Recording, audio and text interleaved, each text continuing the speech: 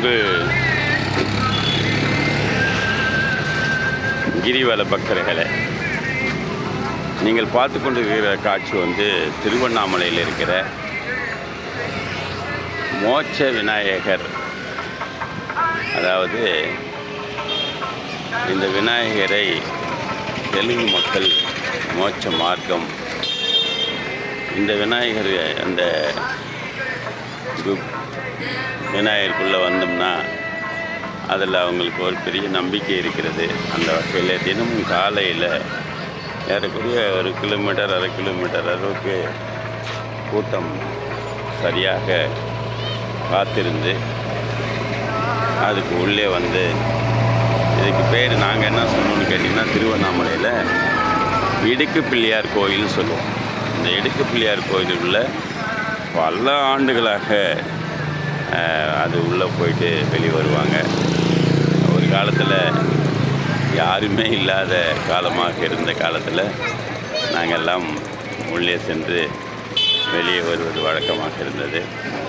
இதில் எவ்வளோ பெரிய உடம்பு இருந்தாலும் கூட அவர்கள் கூட அந்த வழியாக வந்து விடுவார்கள். அந்த வகையில் இன்று உங்களுக்கெல்லாம் இந்த காட்சி காண்பதற்காக நான் இதை பதிவு செய்தேன். மலை வலம் வருபவர்கள் அனைவருமே இந்த இடுக்கு பிள்ளையார் கோயிலிலே உள்ளே நுழைந்து வருவது வழக்கமாக வைத்திருக்கிறார்கள். அந்த வகையில் இங்கே சில அடிப்படை வசதிகளை செய்து கொடுத்தால் நன்றாக இருக்கும். குடிநீர்,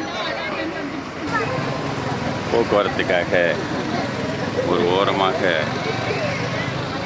கயிறு கட்டியோ அல்லது பாடிகளில் வைத்து செய்யலாம்.